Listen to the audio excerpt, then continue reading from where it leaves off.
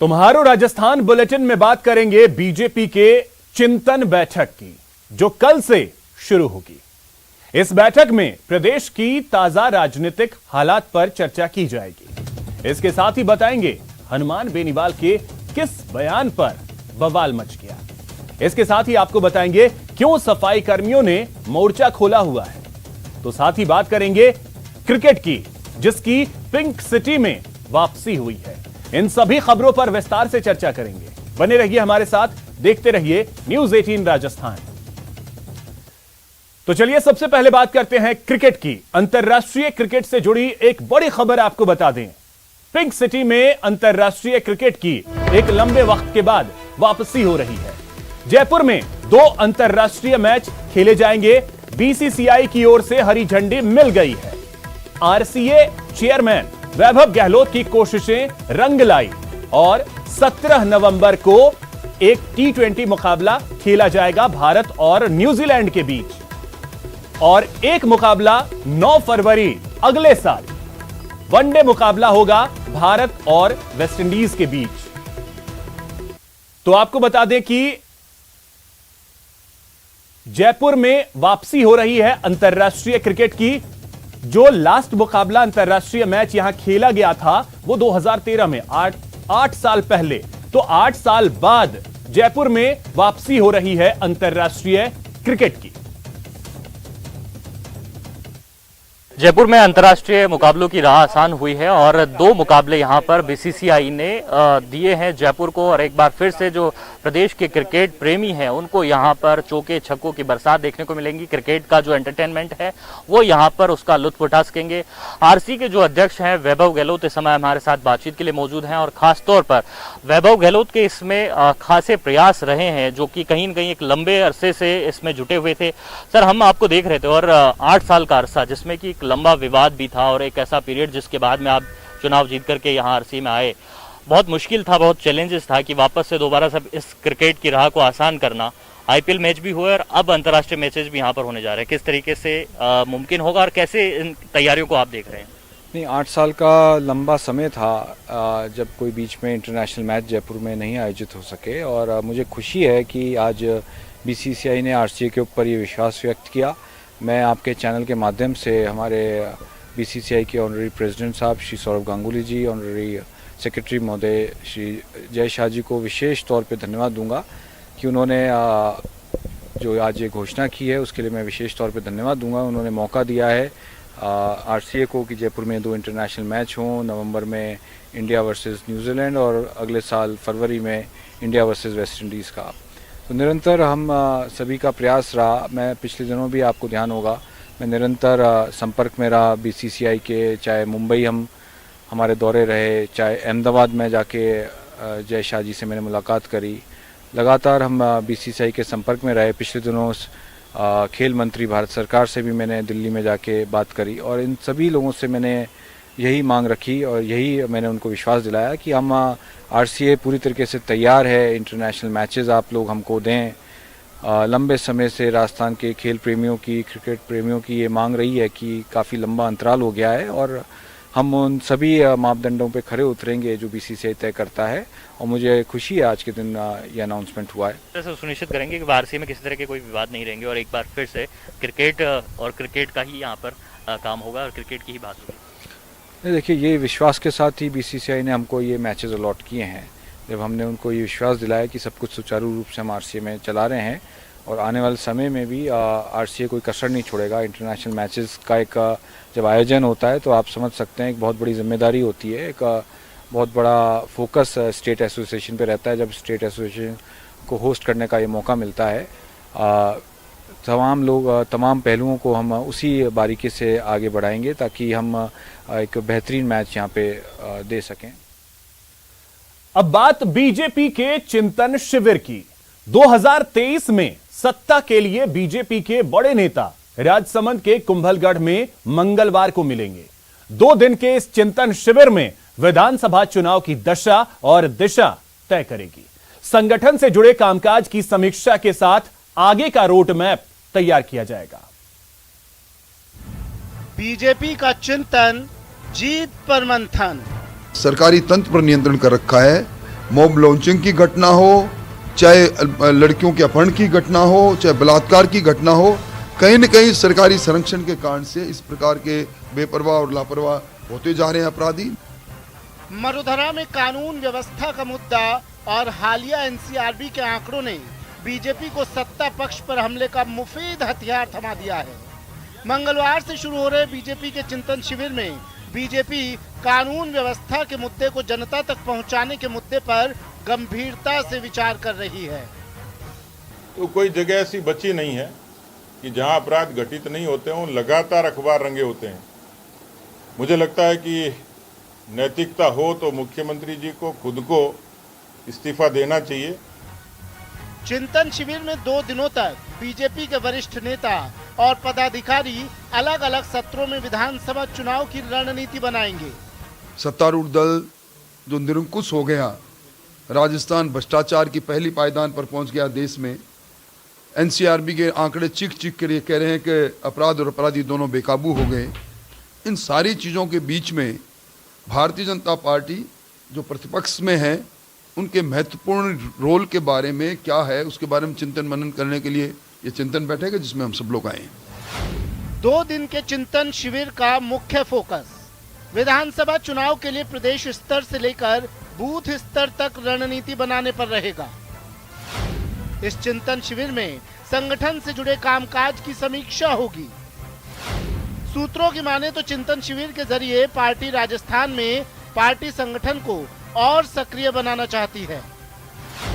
BJP का focus booth से लेकर मंडल यूनिट तक कार्यकर्ताओं का वोटर से सीधे जुड़ाव पर है। बीजेपी ने इस बार गुजरात मॉडल को राजस्थान में मजबूती से लागू करने का फैसला किया है। गुजरात मॉडल के तहत 20 से 25 वोटर की जिम्मेदारी एक कार्यकर्ता को दी जाती है। चिंतन में इस मॉडल पर अब तक हुए काम के रिव्यू के साथ इसे आगे लागू करने के रोड मैप पर बात होगी। चिंतन बैठक में बीजेपी नेताओं की आपसी खींचतान का मुद्दा भी उठना तय है। राष्ट्रीय संगठन महामंत्री नेताओं को इस मामले में नसीहत दे सकते हैं। पार्टी में खेमेबंदी को लेकर पहले से ही मुद्दा गरमाया हुआ है। पूर्व सीएम वसुंधरा राजे के रुख पर भी सभी की नजर रहेगी। यानी चिंतन शिविर भले ही पार्टी की आगामी रणनीति तय करने के लिए हो रहा है, लेकिन इसमें बीजेपी की अंदरूनी सियासत की दिशा भी निर्धारित होगी। अलकेश सनाढ्य के साथ बाबूलाल धायल, न्यूज़ 18 नेटवर्क, राजसमंद।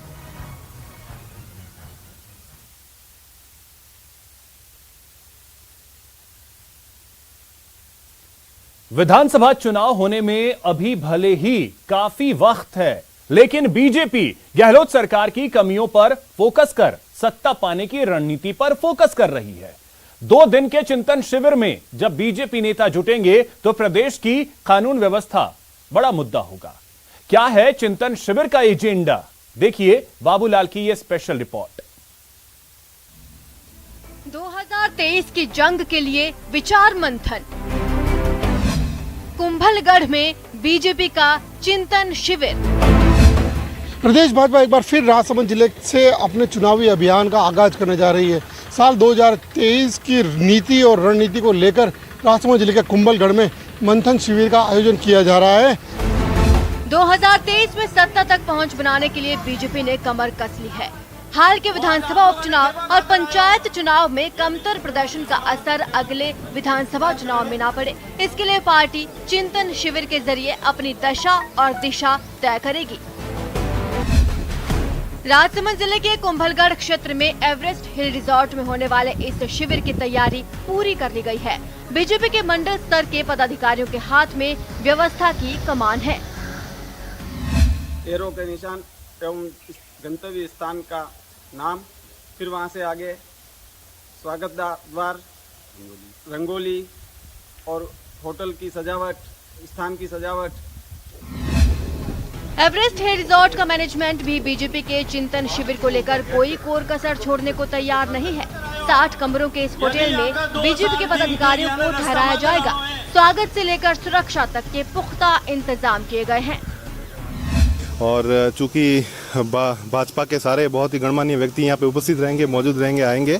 उनका एक चिंतन शिविर आयोजित किया गया है, तो उस हिसाब से जो भी व्यवस्था है और जिनका जायजा लेना है और जिस तरीके से काम चल रहा है जोरों से।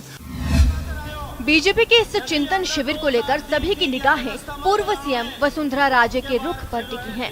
हाल के वक्त में वसुंधरा समर्थक नेताओं की बयानबाजी और फिर उस पर प्रदेश नेतृत्व की कार्रवाई के बाद पार्टी की अंदरूनी सियासत किस करवट बैठेगी, इस पर चिंतन शिविर की सफलता निर्भर करेगी।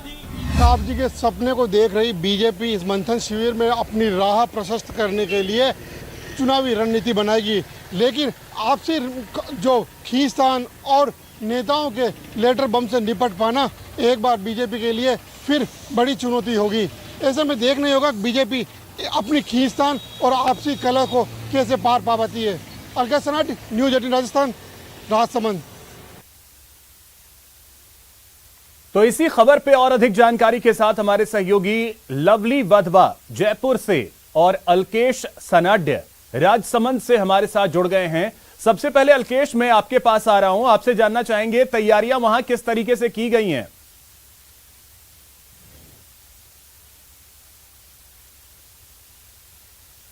अलकेश, आपको मेरी आवाज मिल पा रही है? 2023 की रणनीति को जी बोलिए। जी भाजपा ने 2023 में अपनी एक बार फिर से सत्ता वापसी के सपने को राजसमंद जिले के कुंभलगढ़ में चिंतन शिविर का आयोजन किया है। कल से चिंतन शिविर का आयोजन होगा, जिसमें प्रदेश भाजपा के 45 आला नेता शिरकत करेंगे, जिसमें कई केंद्रीय मंत्री भी शामिल हैं। इस तैयारियों को लेकर कुंभलगढ़ क्षेत्र की होटल जो है एवरेस्ट हिल, उसमें 60 कमरे बुक करवाए गए हैं, जिसमें विभिन्न कैटेगरी के हिसाब से जो नेताओं के दर्जे के हिसाब से कमरे बुक किए गए हैं। वहीं साथ ही वहाँ पर जो नेताओं का पहुँचने का जो सिलसिला है अब शुरू हो चुका है।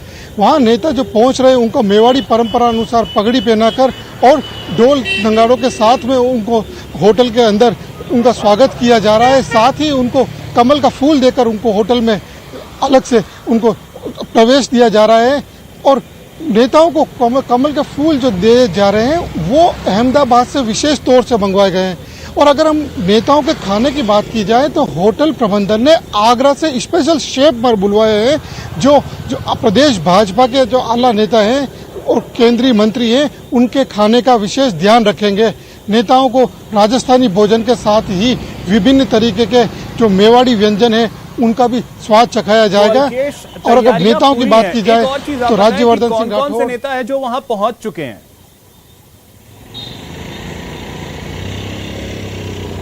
जी मैं आपको बता दूं, भाजपा के प्रदेश अध्यक्ष सतीश पूनिया, सांसद दिया कुमारी, राज्यवर्धन सिंह राठौड़, चित्तौड़गढ़ सांसद सीपी जोशी, बीजेपी के जो राजस्थान के संगठन महामंत्री है चंद्रशेखर मिश्र, दामोदर अग्रवाल जैसे कई आला नेता यहाँ पहुँच चुके हैं। वहीं माना यह जा रहा है कि केंद्रीय जो मंत्री है गजेंद्र सिंह राठौड़, कैलाश चौधरी, भूपेंद्र यादव, ये सभी लोग सुबह हवाई मार्ग से पहले उदयपुर पहुंचेंगे और वहां से वो कुंभलगढ़ पहुंचेंगे।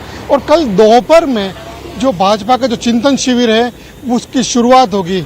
और यहाँ मैं आपको एक बड़ी बात ये बताना चाहता हूँ कि भाजपा ने जो कुंभलगढ़ क्षेत्र को ही उप चिंतन जो अपना चिंतन शिविर है उसके लिए क्यों चुना है, इसमें बड़ा फोकस ये है कि अगले कुछ दिनों बाद मेवाड़ में उपचुनाव होने वाले हैं और मेवाड़ की 2 सीटें हैं, वल्लभनगर और दरियावद। उन सीटों पर उपचुनाव होना है। ऐसे में कहीं न कहीं बीजेपी इन दोनों सीटों पर फोकस कर रही है।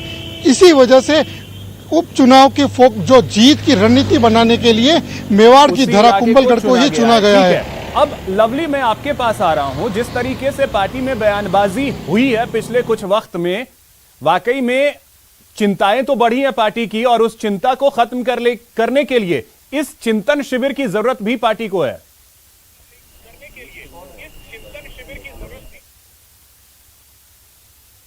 हुई थी और बयानबाजी के बाद में उदयपुर क्षेत्र में जो विरोध देखा गया था महाराणा प्रताप को लेकर के सफाई देने के लिए भारतीय जनता पार्टी को मैदान में आना पड़ा। बड़ी बात यह है कि इस पूरे दौरे को अगर देखा जाए, इस पूरे चिंतन शिविर को देखा जाए, तो जो पंचायत के चुनाव का जो परिणाम रहा है, जो बीते दिनों जो निकाय के चुनाव का परिणाम रहा है, उस पर मंथन करना बेहद जरूरी था। साथ साथ में जो गुटबाजी है, जो किसी से छुपी हुई नहीं है, अलग अलग जो कैंप बने हुए हैं, उन कैंप को किस तरह से एक छत के नीचे लाया जाए, क्योंकि राजस्थान की जो 3 बड़ी सीटें हैं, उपचुनाव की जो सीटें हैं, वहां पर भी चुनाव होना है। मेवाड़ की उन तीनों सीटों पर जिस तरह से जो बयानबाजी हुई है और उसके बाद में समाज विशेष के लोग जो हैं, अलग अलग समाजों के जो लोग हैं, उन्होंने अपने अपने तौर पर जो है भाजपा के लिए कई तरह की मुश्किलों को खड़ा किया है। तो ऐसे में मोहन भागवत का दौरा अगर देखा जाए, साथ साथ में चिंतन शिविर को अगर साथ में जोड़ा जाए, तो साफ तौर पर बीजेपी जो है फुल फ्लैश तरीके से उपचुनाव के साथ साथ में 2023 की तैयारी में आज से ही जुट गई है। भारतीय जनता पार्टी के लिए कहा जाता है, होगा कि इस चिंतन शिविर के बाद जो पार्टी की चिंताएं हैं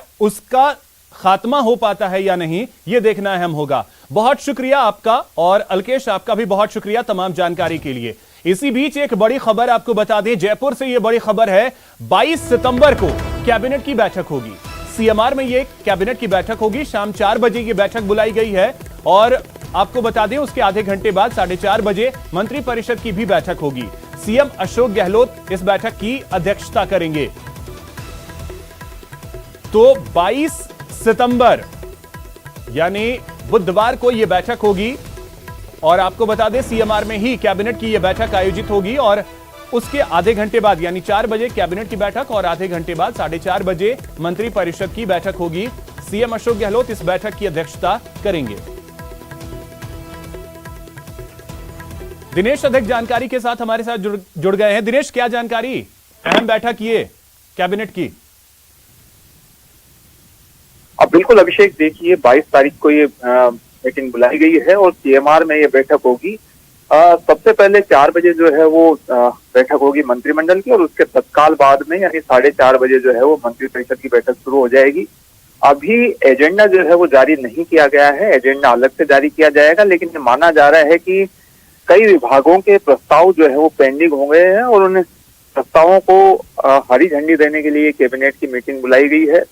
क्योंकि कैबिनेट की बैठक जो है वो काफी लंबे वक्त जो है हुई नहीं थी। लास्ट जो मीटिंग थी वो 22 अगस्त को हुई थी, और वो भी केवल चलिए बिल्कुल दिनेश, तो करीब 1 महीने बाद फिर से कैबिनेट की बैठक हो रही है। एजेंडे का इंतजार रहेगा कि किस किस एजेंडे को लेकर बैठक में चर्चा होगी। बहुत शुक्रिया आपका तमाम जानकारी के लिए। यहां रुकेंगे एक छोटे से ब्रेक के लिए। ब्रेक के बाद देखिए बयान पर बवाल।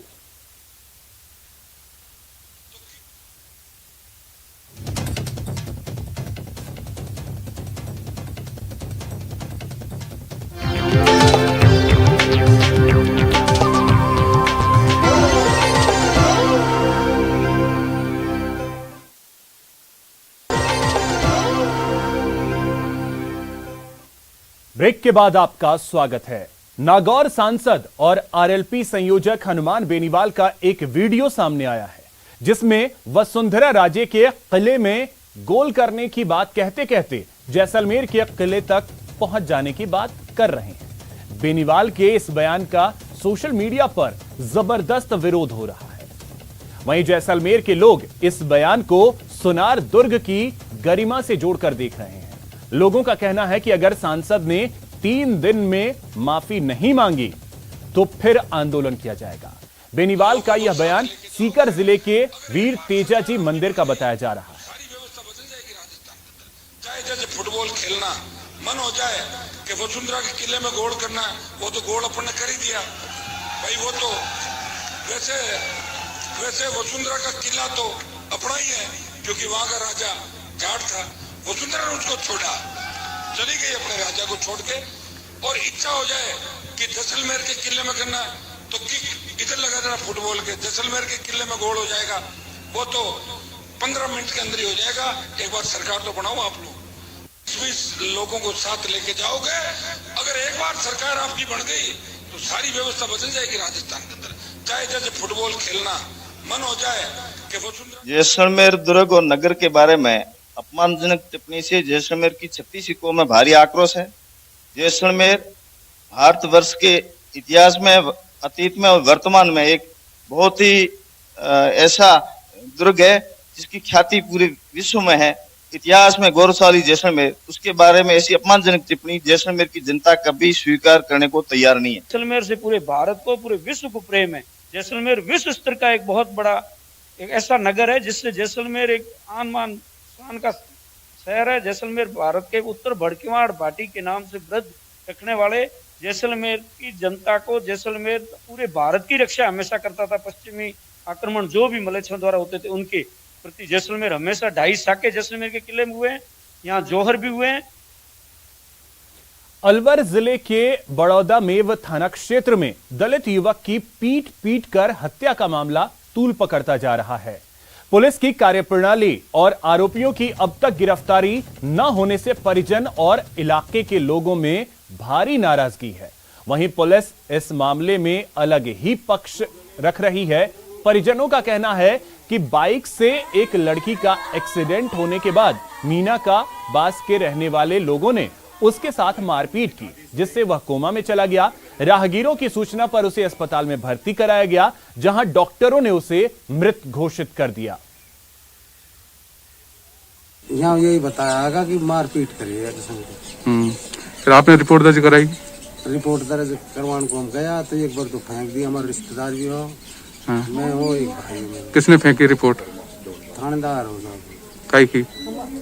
हम लेगा आगे जो लिख के नहीं, थानेदार पास दे रहा आगे, जब उसने भगा दिया। मेरे पोता को मैं दे रही करके दे रही, गरीब आदमी है। मेरे बेटा बहू मेरी पोती कुमान गई, एक पागल छोरी ही, और मैंने अपने कर रही।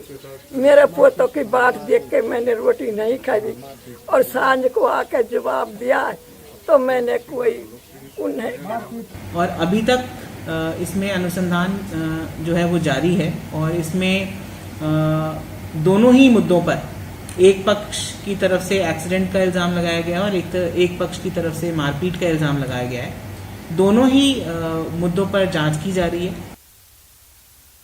अलवर में हुई मॉब लिंचिंग के मुद्दे पर उपनेता प्रतिपक्ष राजेंद्र राठौड़ ने कहा कि राजस्थान का मेवात क्षेत्र तालिबानी क्षेत्र बनता जा रहा है। प्रदेश में अपराधियों को कोई डर नहीं है और राजस्थान में कब क्या घट जाए किसी को पता नहीं है।